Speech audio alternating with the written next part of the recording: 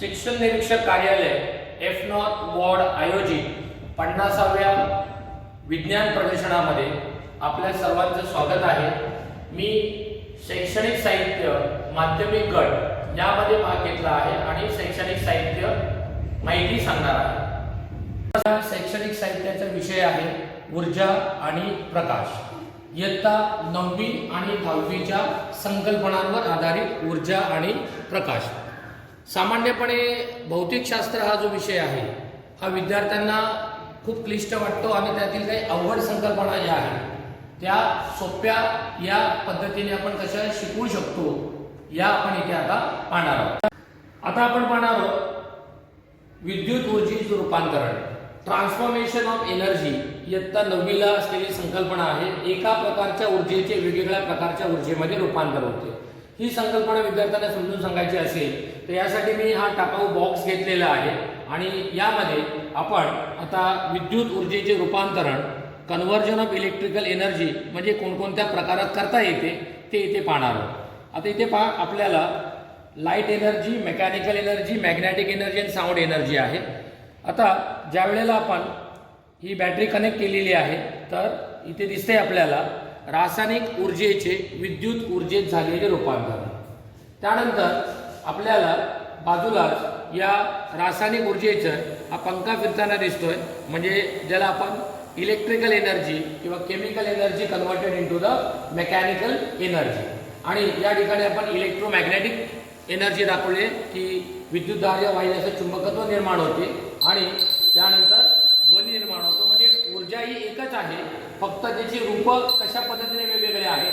तिथे आपल्याला उजेडाच्या स्वरूपात प्रकाश, ध्वनी आणि मेकॅनिकल एनर्जी या स्वरूपात या ऊर्जेचे रूपांतरण आपल्याला सांगता येतं।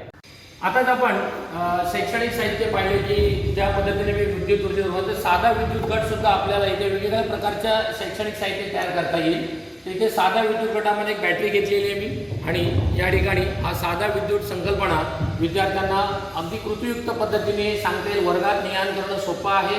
त्यानंतर विद्यार्थी स्वतः कृती करू शकतात आणि विद्युत परिपथ कसा कार्य करतो हे त्याला समजू शकतात। संकल्पना पाहणार आहोत विद्युत घट। विद्युत वाहक आणि विद्युत रोधक ही जी संकल्पना आहे ही विद्यार्थ्याला आपल्याला समजून सांगायची आहे। त्यामध्ये टाकाऊपासून मी ABCDEF असे वेगवेगळे पदार्थ घेतलेत। ए म्हणजे लाकूड आहे, बी म्हणजे खिळा आहे, रबर आहे आणि आपल्याला त्यामध्ये विद्यार्थ्यांना कृतीयुक्त शिक्षण पद्धत द्यायची आहे म्हणून इथे मी चार्ट बनवलेला आहे विद्युत वाहक आणि विद्युत रोधकाचा। विद्यार्थ्यांनी काय करायचं आहे, हा वर्गात गेल्यानंतर आता हा F पदार्थ विद्युत वाहक आहे की रोधक आहे हे ओळखायचं आहे। इथे टीप लावल्यानंतर विद्युत परिपथ पूर्ण झाला आणि हा बल्ब पेटला म्हणजे तो विद्युत वाहक आहे आणि म्हणून आपल्याला F ला हा विद्युत वाहक लिहिता येईल। त्याचप्रमाणे बऱ्याच वेळेला पेन्सिलच्या बाबतीमध्ये विद्युत वाहक किंवा रोधक हे मुलांना संभ्रम असतो की या ठिकाणी पेन्सिल जी ग्रॅफाइटची बनलेली असते ती सुद्धा विद्युत वाहक आहे। हेच आपल्याला रबरच्या बाबतीत पाहता येईल किंवा या लाकडाच्या बाबतीत पाहता येईल की लाकडाच्या ठिकाणी नेल्यानंतर तो पेटत नाही म्हणजे तो विद्युत रोधक आहे। आणि हा जर खिळ्याच्या बाजूला नेलं तर अशा पद्धतीने विद्युत वाहक आणि विद्युत रोधक ही आपण संकल्पना विद्यार्थ्यांना बऱ्यापैकी पद्धतीने समजून सांगू शकतो की कोणता पदार्थ विद्युत वाहक आहे आणि कोणता पदार्थ विद्युत रोधक आहे। 9वी मध्ये मोमेंटम ही संकल्पना ज्याला आपण संवेग असं म्हणतो। संवेगाचं सूत्र आहे वस्तुमान गुणिले वेग। एक शास्त्रीय कारण नेहमी परीक्षेला विद्यार्थ्यांनी सायन्समध्ये शास्त्रीय कारण लिहा असा नेहमी प्रश्न असतो तर त्यामध्ये एक शास्त्रीय कारण इथे मी घेतलेलं आहे आणि त्याचं एक प्रात्यक्षिक इथे आपण कृतीयुक्तपणे दाखवणार आहोत की एक प्रश्न असतो शास्त्रीय कारणाला, स्कूटर आणि ट्रक यांचा जर समोरासमोर जर टक्कर झाली तर काय होईल। तर बऱ्याच वेळेला विद्यार्थी हे उत्तर पाठ करतात। आता प्रत्यक्ष कृतीयुक्त पद्धतीने त्यांना जर आपण समजून सांगितलं तर ही गोष्ट त्यांना चांगल्या पद्धतीने समजू शकते। तर इथे प्रतिकात्मक म्हणून मी इथे ही स्कूटर घेतलेली आहे जी छोट्या आकाराची आहे आणि हा इथे ट्रक घेतलेला आहे ज्याचं वस्तुमान जास्त आहे। आणि आता हा ट्रक आणि स्कूटर आपण समोरून पाहतात समोरासमोर येत आहे। आता ज्या वेळेला ट्रकची या स्कूटर बरोबर धडक होईल तर आपल्या लक्षात येते पहा की स्कूटर जी आहे ही जास्त दूर लोटली जाते। पण ही जर प्रक्रिया आपण जर उलट केली की ट्रक जर आता आपण या दिशेला घेतला आणि स्कूटरची दिशा विरुद्ध आहे आणि आता ट्रक या दिशेला आहे आणि स्कूटर या दिशेला आहे आणि स्कूटरने ट्रकला जर धक्का दिला तर आपल्याला दिसते की ट्रक हा आहे त्याच जागेवर आहे, म्हणजे जास्त आघात जो अपघात आहे तो स्कूटरला होणार आहे, कारण की याचा जो संवेग आहे हा आघातापूर्वीचा संवेग आणि आघातानंतरचा संवेग ही संकल्पना इथे आपण सांगू शकतो आणि ही संकल्पना स्पष्ट करू शकतो। त्याचबरोबर आपला नियम देखील याद्वारे समजून सांगता येतो की जर आपल्याकडे इथे गोटी ठेवलेली असेल आणि इथून जर आपण इथे आघातापूर्वीचा संवेग आघातानंतरचा संवेग इतका असतो इथे दाखवता येईल, आणि 2 जर आपण इथे ठेवल्या तर इथे आपल्याला 1 इथे पुढे दाखवता असेल, म्हणजे आपल्याला M1 U1 M2 V2 जो फॉर्म्युला आहे तो इथे आपण सहज विद्यार्थ्यांना सिद्ध करून दाखवू शकतो। 10वीला फ्लेमिंगचा डाव्या हाताचा नियम आहे आणि हा डाव्या हाताचा नियम विद्यार्थ्यांना बऱ्याच वेळेला समजण्यासाठी कठीण जातो, म्हणून मी एक अतिशय साधं सोपं एक शैक्षणिक साहित्य घेतलेलं आहे की when a current carrying conductor place in a magnetic field it experience the force, या तत्वावर फ्लेमिंग लेफ्ट हँड रूल कार्य करतो। आता यामध्ये चुंबकीय क्षेत्र म्हणून मी इथे मॅग्नेट घेतलेला आहे आणि विद्युतधारेचं क्षेत्र म्हणून हा आपला एक सेल घेतलेला आहे। आता हा सेल जो आहे तो मी चुंबकीय क्षेत्रावर ठेवलेला आहे, म्हणजे इथे चुंबकीय क्षेत्र आहे आणि इथे विद्युत क्षेत्र आहे। आता जर आपण यामध्ये वाहक जर आणला तर काय होतो हे विद्यार्थ्यांना आपल्याला समजून सांगायचं आहे की मोटर कशा पद्धतीने कार्य करते। आता मी हा वाहक या दिशेला काय केलेला आहे, ठेवलेला आहे। आता बघा आपल्याला वाहक फिरताना दिसतोय। आता हा वाहक जेव्हा फिरतोय तेव्हा लक्षात येईल बघा तो अँटी क्लॉकवाईज दिशेने काय होतोय, फिरतोय, म्हणजे अँटी क्लॉकवाईज दिशा जी आहे त्या अँटी क्लॉकवाईज दिशेने फिरतोय। आता समजा काय होईल की जर मी या वाहकाची दिशा बदलली तर काय होईल, जर मी आता या वाहकाची दिशा बदलली तर तो फरक आपल्याला लक्षात येईल की तो कशा पद्धतीने उलट्या दिशेने काय होतोय, फिरतोय।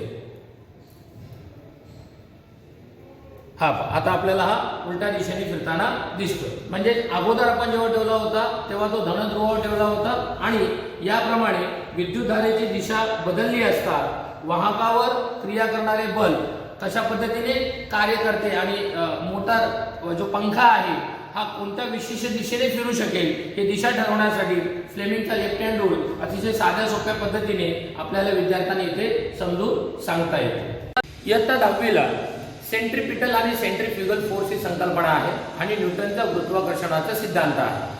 आता सेंट्रिपिटल आणि सेंट्रिफ्युगल फोर्स ही संकल्पना विद्यार्थ्यांना समजून सांगायची असेल तर ही स्पष्ट करण्यासाठी मी शैक्षणिक साहित्य वापरलेलं आहे। ही पृथ्वी आहे आणि आपण पाहतो की चंद्र हा पृथ्वीच्या भोवती फिरतो आणि तो विशिष्ट कक्षेनेच काय फिरतो ही संकल्पना विद्यार्थ्यांना समजून सांगायची आहे। त्यासाठी मी शैक्षणिक साहित्य तयार केलेलं आहे। ही पृथ्वी आहे ते आपल्याला दिसत इथे पृथ्वी लिहिलेली आहे आणि हा चंद्र आहे। आता हा चंद्र पृथ्वीच्या भोवती बघा इथे आपल्याला एका वर्तुळाकार मार्गाने फिरताना इथे दिसतोय।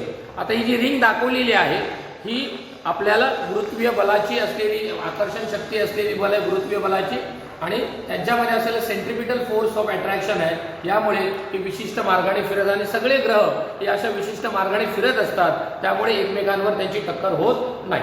पण समजा हा सेंट्रिपिटल फोर्स नसेल तर काय होईल, ज्याला आपण सेंट्रिफ्युगल फोर्स, आता समजा हा सेंट्रिपिटल फोर्स कार्यान्वित नसता तर आता इथे आपण पाहणार आहोत की या रिंगमध्ये हा चंद्र त्याच्यामध्ये सेंट्रिपिटल फोर्स जर नसेल तर हा आपल्याला कक्षेतून बाहेर जाताना दिसेल किंवा तो कक्षेतून बाहेर जाईल। बघा इथे आपल्याला ते दिसतोय की कशा पद्धतीने तो कक्षेतून बाहेर चाललेला आहे। म्हणजे सेंट्रिपिटल फोर्स हा कसा महत्त्वाचा आहे की ज्या सेंट्रिपिटल फोर्समुळे ती वस्तू एका वर्तुळाकार मार्गाने एका विशिष्ट दिशेने काय होते, फिरते। त्याचप्रमाणे केप्लरचे नियम पण यामध्ये आपल्याला सांगता येते। इयत्ता 9वीला न्यूटनचे नियम आहेत, त्यातला तिसरा नियम ज्याला आपण बऱ्याच वेळेला उदाहरण देतो क्रियाबल आणि प्रतिक्रियाबल, हे देखील आपल्याला साध्या सोप्या उदाहरणातून इथे सांगता येईल। तर इथे मी न्यूटनचा जो तिसरा नियम आहे, अग्निबाण कशावर काम करतो, रॉकेट कसं काम करतं, कसं उंचावर उडलं जातं, ही संकल्पना इथे सांगितलेली आहे। त्यासाठी एक मी नरसाळा घेतलेला आहे आणि इथे रबर लावलेला आहे आणि या ठिकाणी आपल्याला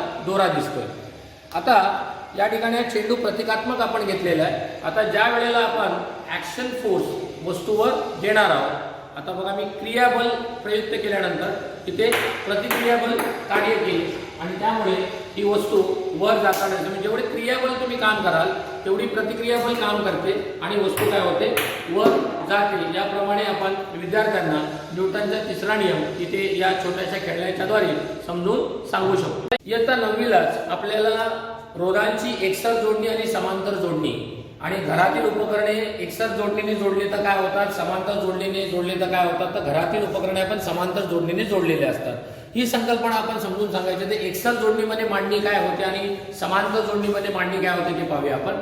हा विद्युत पुरवठा आहे आणि एकसर जोडणीमध्ये बघा हे दोन बल्ब जोडलेले आहे आणि त्याची बघा ही जी विद्युत परिपथाची मांडणी देखील मी अतिशय सोप्या पद्धतीने केली, जशी पाठ्यपुस्तकात आहे त्याप्रमाणे मांडलेली आहे। आता इथे विद्यार्थ्याला आपल्याला असं सांगता येईल की आता ही विजेच्या दिव्याची तीव्रता मोजा किंवा डोळ्याने पहा, निरीक्षण करा आणि इथे पहा। आता काय लक्षात येत आहे की या ठिकाणी जो विजेचा दिवा आहे त्याची तीव्रता कमी आहे आणि याची तीव्रता जास्त आहे। मग आता मूल्यमापन पद्धतीमध्ये आपण त्यांना विचारू शकतो की याची तीव्रता का कमी झाली, याची तीव्रता का वाढली। तर ज्या वेळेला आपण एकसर जोडणीने जोडतो तेव्हा विद्युतधारा ही स्थिर असते आणि जेव्हा समांतर जोडणीने जोडतो जेव्हा समांतर जोडणीने जोडतो तेव्हा विद्युतधारा करंट कॉन्स्टंट असतो आणि जेव्हा तो एकसर जोडणीने आपण जोडतो त्यावेळेला त्या ठिकाणी असलेला जो पोटेन्शियल डिफरन्स आहे तो डिवाइड होतो आणि त्यामुळे आपल्याला हा फरक इथे जाणवतो। त्यामुळे एकसर जोडणी आणि समांतर जोडणी नेमकी कशी असते आणि कशा पद्धतीने कार्य करते हे विद्यार्थ्यांना आपल्याला समजून सांगता येईल। 4 बल्ब ही वापरून ही एकसर जोडणी आणि समांतर जोडणी विद्यार्थ्यांना समजून सांगू शकतो। या सगळ्या कृतीयुक्त अध्यापन पद्धती हे सर्व साहित्य विद्यार्थ्यांसाठी तयार केलेलं आहे आणि विद्यार्थी याचा खूप चांगल्या प्रकारे वापर करतात आणि त्यातून या संकल्पना समजायला त्यांना खूप चांगल्या प्रकारे मदत होते। कंपाऊंड पेंडुलम, संयुक्त दोलक। हा संयुक्त दोलक कशाप्रमाणे काम करतो त्याचे मुख्य तत्व आहे ट्रान्सफर ऑफ एनर्जी, ऊर्जेचे स्थानांतरण कसे होते यातून इथे आपण दाखवले। इथे जी पेन्सिल आहे ह्या आपण विद्यार्थ्यांना सांगू शकतो की प्रतिकात्मक पेन्सिल जी आहे हा प्रत्येक पदार्थ हा द्रव्याने बनलेला असतो, त्यामुळे पेन्सिलमध्ये अनेक द्रव्ये आहेत आणि या द्रव्यातील एका घटकाला जर आपण बल प्रयुक्त केले तर आपल्याला हे बलाचे स्थानांतर होते म्हणजे ऊर्जेचे स्थानांतरण होते आणि दुसऱ्या ठिकाणी पण आपल्याला दिसते पहा हा दुसरा देखील दोलक आहे तो आता हालचाल करायला लागलेला आहे। आता हा हालचाल करायला का लागलाय तर ऊर्जा आपण फक्त या पहिल्याच चेंडूला दिली होती, पण ही ऊर्जेचे स्थानांतरण पेन्सिलच्या द्वारे त्यामध्ये असलेले कण यांच्यामध्ये झालेली हालचाल त्यामुळे त्या दुसऱ्या दोलकापर्यंत पोहोचली आणि तोही हालचाल करायला लागला आणि दोघांचे आंदोलन आता एकसारखी व्हायला लागलेली आहे। त्यामुळे ऊर्जा स्थानांतर ही संकल्पना आपण या कंपाऊंड पेंडुलमच्या साहाय्याने सांगू शकतो। यामध्ये वेगवेगळ्या प्रकारची वस्तुमानं घेऊन सुद्धा आपल्याला त्याच्यावर काय परिणाम होतो, त्याची लांबी मध्ये कमी जास्त करून काय फरक पडतो हे देखील विद्यार्थ्यांना आपण निरीक्षणाद्वारे किंवा प्रयोग करण्यासाठी देऊ शकतो। आता आपण मानवी डोळ्याचे कार्य कसे चालते हा आपला मुख्य विषय होता, प्रकाश आणि ऊर्जा। तर मानवी डोळ्यामध्ये एक डोळ्याचं मी एक मॉडेल बनवलेलं आहे। इथे एक आपल्याला बहिर्वक्र भिंग वापरलाय जो आपण नेत्रभिंग म्हणून वापरतो आणि या ठिकाणी आपल्याला दृष्टीपटल दिसत आहे। पाठ्यपुस्तक आपल्याला सांगितले की दृष्टीपटलावर पडणारी प्रतिमा उलटी असते, तर आता आपण पाहूया की दृष्टीपटलावर पडणारी प्रतिमा ही उलटी दिसते का। आता पहा इथे तुम्हाला इथे स्पष्ट दिसत असेल की एक समोर इथे मुलगी उभी आहे आणि ती आपल्याला इथे उलटी दिसत आहे आणि ज्या वेळेला आपण डोळ्यामध्ये वस्तू पाहतो दृष्टीपटलावर जरी ती उलटी पडत असली तरी मेंदूकडे जेव्हा ती प्रतिमा पाठवली जाते तेव्हा ती सरळ दिसते। म्हणजे ही जी अवघड अशी संकल्पना आहे की दृष्टीपटलावर पडणारी प्रतिमा उलटी पडते, ह्यासारख्या ज्या काही ॲब्स्ट्रॅक्ट संकल्पना आहेत त्या विद्यार्थ्यांना लवकर समजत नाही, त्याच्यातून ह्या गोष्टी आपल्याला समजू शकतील। त्या पद्धतीने आपल्याला सांगता येईल तर ती कोणत्या पद्धतीने आपण दृष्टीदोष ही 10वीला निकट दृष्टीता आणि दूरदृष्टीता ही कसे निर्माण होतात आणि त्याचे निराकरण कसं केलं जातं ही संकल्पना विद्यार्थ्यांना आपल्याला समजून सांगायचे।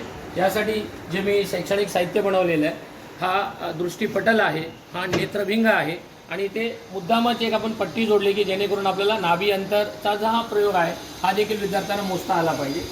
साधारणपणे आपल्याला इथे दिसत असेल की ज्या वेळेला सामान्य डोळा हा कशा पद्धतीने कार्य करतो तर आपला हा जो सामान्य डोळा इथे आपल्याला पाहायला मिळतो पहा, तर या ठिकाणी आपल्याला हा नेत्रभिंग आहे आणि या पलीकडचा जो स्क्रीन म्हणून वापरले दृष्टीपटल आहे। आता या दृष्टीपटलावर पडणारी जी प्रतिमा आहे तिथे बघा काय दिसते, स्पष्ट दिसते, यालाच आपण म्हणतो निरोगी डोळ्यामधील अंतर। परंतु बऱ्याच वेळेला काय होतं की हा नेत्रगोल आहे, ह्या नेत्रगोलाच्या आकारामध्ये फरक पडतो। आता हा नेत्रगोल आकाराने मोठा झाला तर या व्यक्तीला काही गोष्टी दिसत नाहीत आणि जर नेत्रगोल आकाराने छोटा झाला तर या वस्तू काय होतात धूसर दिसतात। मग आता अशी दृष्टिदोष जेव्हा निर्माण होतात तेव्हा त्या विद्यार्थ्याला किंवा त्या व्यक्तीला जवळचे किंवा दूरचं दिसत नाही आणि मग अशा वेळेला आपण निकटदृष्टिता किंवा दूरदृष्टिता ही संकल्पना समजून सांगायची आहे. तर डॉक्टरांकडे जेव्हा ते जातात तेव्हा चष्मा वापरत येतो, चष्म्याचा नंबर कसा असतो आणि तो कसा काढला जातो ही संकल्पना आपण समजून सांगणार आहोत. आता जसं मी तुम्हाला सांगितलं की हा मानवी डोळा निरोगी डोळा आहे, याच्या आकारामध्ये काय झाला, हा आखूड झाला. तर आपण आता इथे पाहणार आहोत की कोणत्या प्रकारचं भिंग वापरलं तर हा दृष्टिदोष आपल्याला दूर करता येईल. आता पहा इथे आपल्याला ही प्रतिमा अस्पष्ट होती आणि आता हा जर आपण भिंग वापरलं तर ही बघा, ही प्रतिमा आता स्पष्ट दिसायला लागलेली आहे. या ठिकाणी ते आपल्याला स्पष्ट दिसते आणि यातलं जे अंतर आहे हेच नाभी अंतर असते आणि हाच आपल्या चष्म्याचा काय असतो, नंबर असतो. आता इथे मी तुटलेल्या चष्म्याची काच घेतलेली आहे आणि हा माझा +3 असलेला क्रमांक आहे. तर रीडिंग ग्लास म्हणून त्याच्यामधला मी हा इथे वापर करतो की हा जर नेत्रगोलाचा आकार जर बदलला तर इथे पहा आपल्याला कशा पद्धतीने प्रतिमा इथे स्पष्ट इथे पाहता येते. म्हणजे इथून दृष्टिदोष ही संकल्पना आपल्याला समजून सांगता येईल. इयत्ता 9वी आणि 10वीच्या कृतीयुक्त पद्धतीने आपण या सगळ्या आता संकल्पना पाहिल्या. जवळपास मी 21 संकल्पना या माध्यमातून प्रकाश आणि ऊर्जा यामुळे विद्यार्थ्यांमध्ये विषयामध्ये विज्ञान विषयात गोडी निर्माण होईल आणि त्याच्या गुणांमध्ये चांगल्या प्रकारे वाढ होऊ शकेल असा मला ठाम विश्वास आहे. यामध्ये आपण हा जो पाहिलेला फ्लेमिंगचा लेफ्ट हँड रूल असेल, मानवी डोळा असेल, एकसर जोडणी असेल किंवा विद्युत रूपांतरण असेल, यासारख्या सगळ्या गोष्टी आपण समजून सांगू शकतो.